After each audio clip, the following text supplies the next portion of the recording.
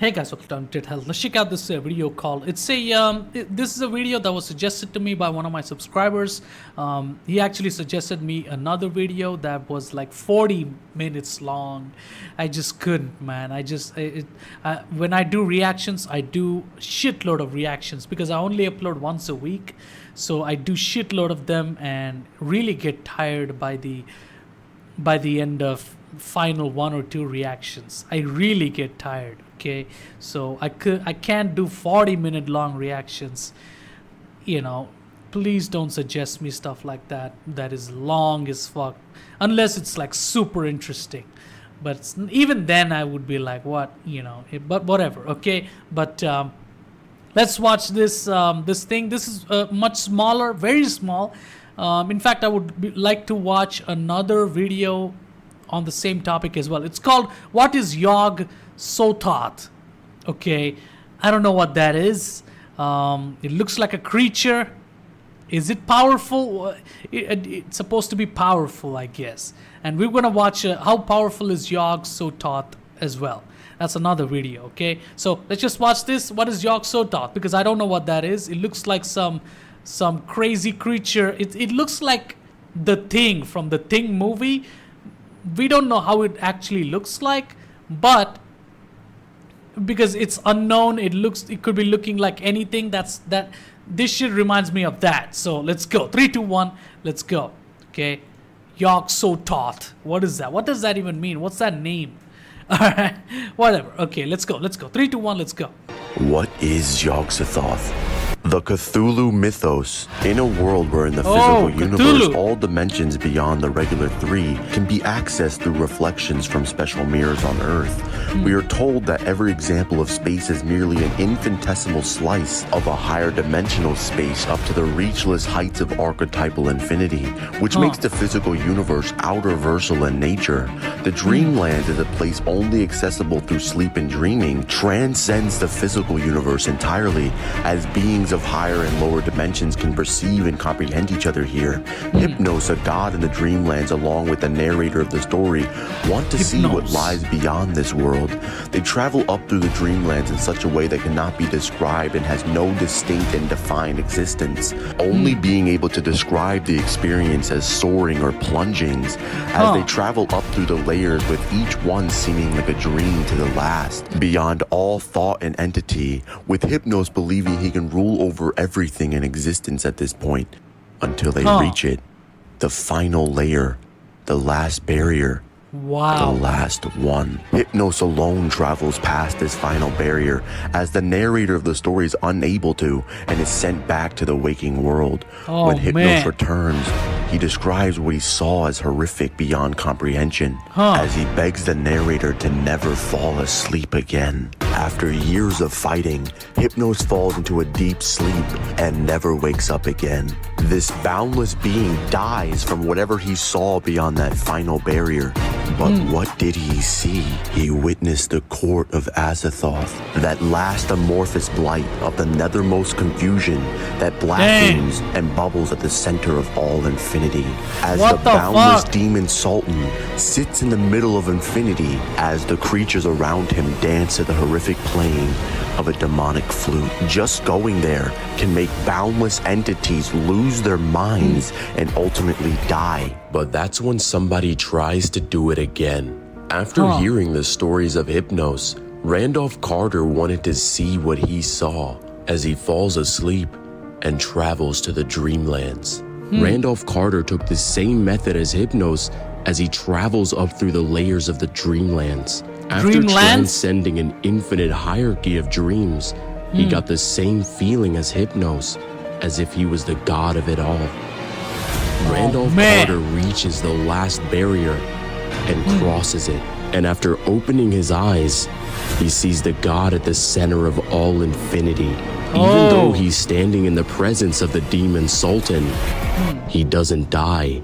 One of the gods in Sothoth's court tells Randolph Carter that there exists a place beyond this, as he says that many have arrived at Sothoth's court, but none have gone past the Silver Gate, with Carter's mind racing, as how can there be anything beyond this, with Sothoth being the dreamer of worlds, and the gods playing a demonic flute to keep him asleep. Because if he wakes up, all of existence will be wiped away, because all of existence is within his dream. The god tells Randolph Carter that he's right. All things will cease to exist. All but one. The god repeats himself. There is a place beyond this. The god takes Randolph Carter to another realm, and he looks up and sees a silver gate. And even at this point, the god that led him there can no longer pass. Avatars or archetypes rush upon him and infuse their power into his being. This is deep as fuck. With each of these archetypes transcending Azathoth and then transcending each other. They infuse him with power that allows him to reach the gate. However, when he looks back, he realized there were an infinite amount of gates, with the key in his hand to unlock the last one. With the book describing the distance between each and every gate as large as the entire journey so far, meaning Randolph Carter's journey from the physical world to the dreamlands, plunging himself into an infinite hierarchy, with each realm feeling like a dream to the last, is the distance between each and every gate. Carter extends his hand and puts the key in the gate, and when he does, all the archetypes cease, as they know this is the end. Dang! He opens the gate. And when it swings open, what the fuck? He stares out into the abyss. Okay. And what he sees out there in the darkness is nothing. Nothing? No. What? He sees everything. Oh. Everything that was. And everything that will be. The all-in-one. He realizes everything in existence is. Carter realizes that the physical world, the dreamlands, each and every realm above it, Azathoth's court, each and every gate, and even the key in his hand, all of it was this being. Every god, every archetype, every realm, every dream, all of it was him. The last sweep, the last utter sweep that has no confines and which outreaches fantasy and mathematics alike, as Carter stands alone as the only being in existence that can see the god above all gods. Yog-Sothoth. Yog-Sothoth? This is what that is? Holy shit. What's up, guys? It's Divine. If you guys enjoyed this video, make sure you guys like and subscribe and hit that notification bell so you never miss an upload. And thank you guys so much for 100,000 subscribers. I really hope you enjoyed this 100K special. So thank you guys for sticking with me. I love and appreciate each and every one of you. And of course, shout out to Kazi for hopping on this one with me. Make sure to go check out his channel. He's going to be posting a GT versus Super video super soon. But anyway, tell me in the comments, who do you think is the strongest in fiction? And who is more powerful than the god that is everything? Yog-Sothoth. Okay, so Yog-Sothoth is the god of all gods, the greatest god ever, and he's the only source from which the entirety of existence comes to life, basically. Holy shit. Okay, so crazy. Okay, and you know, it's like we saw some glimpse of it in the end. Is that how it looks? That's crazy. Okay, but it's almost like a DMT trip. This whole video, it's like a drug shit. It's like you're getting. Also, like, at some point, I felt like I was being hypnotized. You know, it's when you know, the psychiatrist put some hypnotized shit with the black and white circles. That's how it feels like. Holy shit. Okay, but yeah, that's Yog-Sothoth or whatever. Crazy. So he is the main source of all existence. He's the god of everything. Okay, so let's watch this. How powerful is Yog-Sothoth? I would like to know. Okay, I would like to know. Let's watch this. A small video. It's only Yog-Sothoth. It's only 7 minutes long. It's gonna be cool, and he shows Yog like it's different from that one. It's just the interpretation, I guess. But let's go. 3, 2, 1. Let's go. Yog-Sothoth, the Beyond One, the Key and Gate. the all-in-one. Have you ever wondered how powerful Yog-Sothoth is? And will people leave me comments asking me if Yog-Sothoth can beat Goku? Honestly, I hope so, because the whole "but can he beat Goku though" is a funny meme. Now before we begin, here's my usual disclaimer. This video is part of a series covering the Lovecraftian gods, and honestly, this is probably the last. And of course, he's part of the Lovecraftian Cthulhu shit, you know, it's part of that, so it makes sense. I wonder if he has tentacles. I hope he does, because without tentacles, you're not H.P. Lovecraft, nothing. You're not okay, probably has some tentacles, or maybe like small tentacles, you know.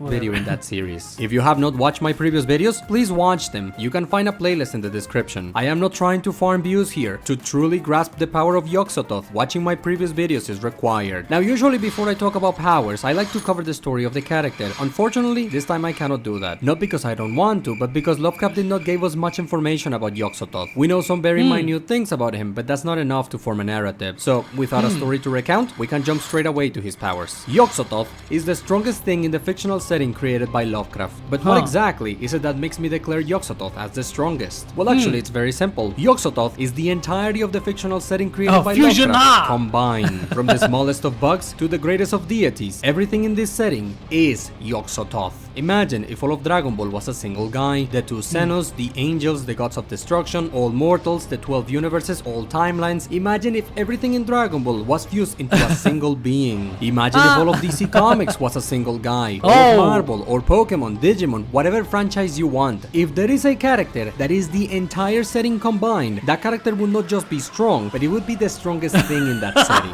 And that is what Yog-Sothoth is. That is why he is called the All-in-One. All-in-One. Yes, even all of the creatures in the void are part of him. Yog-Sothoth is even stated to be superior to all of the creatures in the void, and he is flat out said to be omnipotent. This is a word that Lovecraft does not use for any other character. In 100 stories written by Lovecraft, the only character that is said to be omnipotent is Yog-Sothoth. And that is not the only Omni he has, because it is said that Yog-Sothoth knows everything, and if you think about it, he should be omnipresent too. Having said all of this, we can bring out our good old friend the staircase, perhaps for the last time, and while you might expect Yog-Sothoth to be placed here, the reality is that Yog-Sothoth does not belong anywhere in the staircase, because Yog-Sothoth is the staircase. From here to here, every single character in the staircase, they are all part of Yog-Sothoth. And yes, that includes Azathoth. And look, I know that some people are skeptical about Yog-Sothoth being more powerful than Azathoth. I don't know who that is. This way, Azathoth may be the most powerful being in the setting, but Yog-Sothoth is the setting. Everything is part of Yog-Sothoth,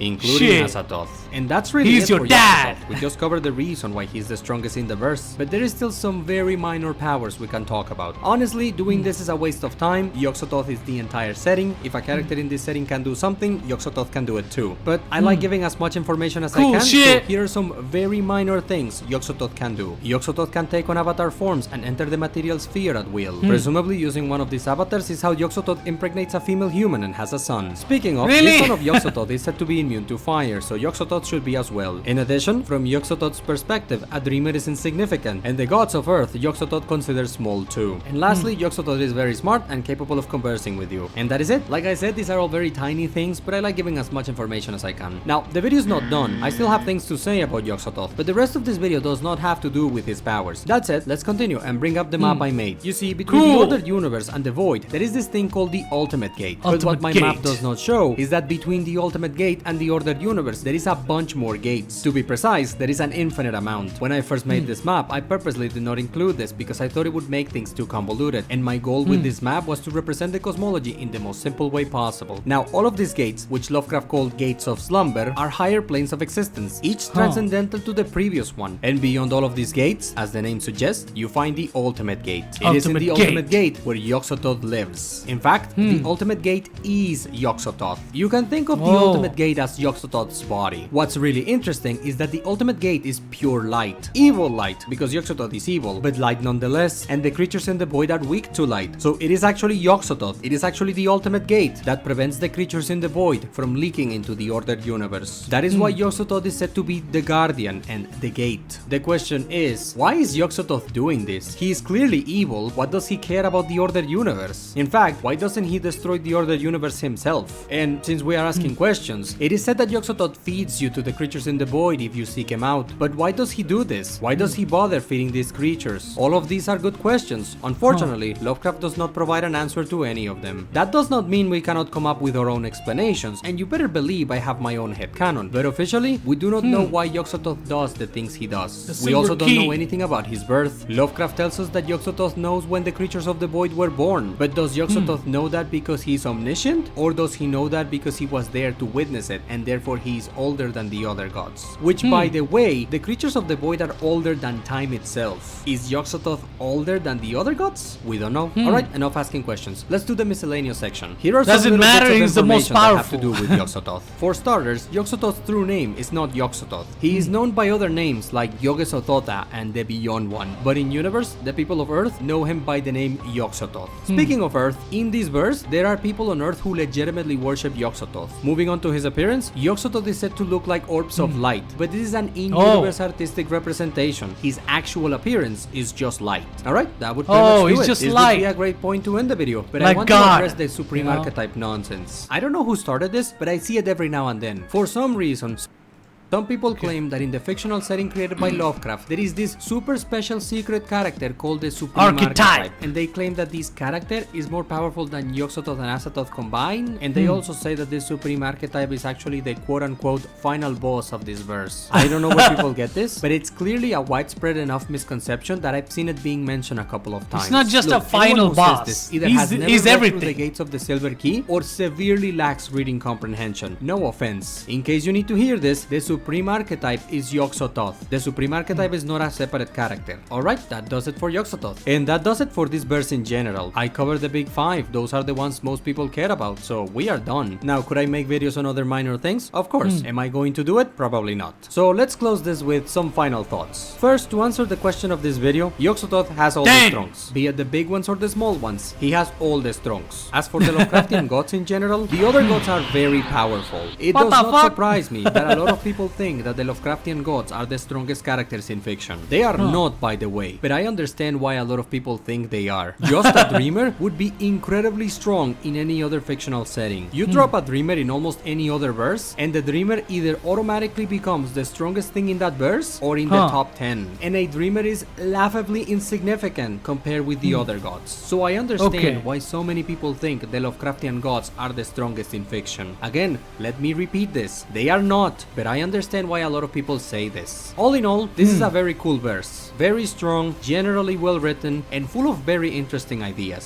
Say whatever you want about the man, but the setting he created, 10 out of 10 in my opinion. Having said this, we reached the end of our journey. If you've been with me since I started this series by talking about Cthulhu, I thank you from the bottom of my heart. And whether this is your first video of mine or simply the latest one, I sincerely thank you for watching, and hopefully I will see you in whatever it is that I make next. Until then, take care. This motherfucker talks so fast and non-stop, it kind of irritates you. But that's the character, I guess. Yog-Sothoth, or Sothoth, that's what I was saying, but it's Sothoth. So that motherfucker is like the whole thing, okay? You're thinking of fighting Yog-Sothoth, you think very less of Yog-Sothoth. You cannot fight Yog-Sothoth. You live inside Yog-Sothoth right now, because that motherfucker is the whole setting. You're in the Yog-Sothoth, in the middle. He gave birth to you, basically. That's why you exist. The fact that you exist is because this motherfucker blessed you with your birth. Blessed your mother with your birth and your father, okay? That's what it is, okay? So Yog-Sothoth he could be anything. He could be like breathing air. You breathing air, that could be Yog-Sothoth, because, I mean, not could be, that is Yog-Sothoth, because he's the whole thing, okay? And he's not just some god or anything. No, he's gods are children. Even smaller than children. Children's children, okay? That's how, compared to God, that's how it is. Yog-Sothoth is that big, okay? So, yeah, that's it for this reaction. This video explained it really well, but that motherfucker keep talking too much. It was getting kind of annoying. But the first one almost like gives you a drug. It's almost like hypnotizes you with the crazy ass zoom ins with so many other wallpapers or whatever. It's crazy, okay? But both videos are not that great. but the explanation of Yog-Sothoth was really cool. I really enjoyed it. Okay, and also like we found out how powerful he is. He's literally everything. There's no power linked to him. He is the existence itself. That alone is power itself. So yeah. So yeah, that's it for this reaction. If you like this reaction, please subscribe to this channel. If you want me to see more stuff, please suggest me. Please suggest me smaller videos though, like 25 minutes is enough, 20 minutes is enough. Okay, please suggest me videos that are like 20 minutes long, not too big, or if it's too small it doesn't matter, but it's too big I can't. I will be tired by the time I get to your reaction. Okay, so please suggest me small one. If you want me to react to something, please suggest me stuff, cool stuff, new stuff. And if you like this reaction, please subscribe to this channel. It's my main channel. This will upload like once a week, but I only upload once a week, but I upload shitload of videos. So yeah, please keep my style of reacting in mind and suggest me stuff. So yeah, please subscribe if you like this reaction. Go check out my backup channel, the link in the description. Go check out my mashup channel, the link in the description. Okay, I have a mashup channel. I do mashups over there. Just now there's a death battle video on Superman versus Goku. I reacted to that, and I also gonna make a mashup on that on my mashup channel. So go check it out, the link in the description, and I'll see you guys later next week. This was a cool ass stuff. Yog-Sothoth is really cool. I always wondered what is like the ultimate thing. Is it the dreams or the space, or what's inside the dreams and dreamlands, and how far does it go, and what's inside the space and how far did that go? It's always confused me, always made me think throughout my whole life. I've been thinking about stuff every now and then. So yeah, Yog-Sothoth is a cool character to keep. I will remember this character. This character is gonna come up in my mind whenever I think of that stuff, and it's a cool character. I really like it. Okay, so yeah, that's it for this reaction. Please subscribe to both my channels. Show me support, and I'll see you guys next week with more content. Okay, please subscribe. Don't be bored. There's a lot of things to watch on my channel, so please support, and I'll see you guys later. Goodbye.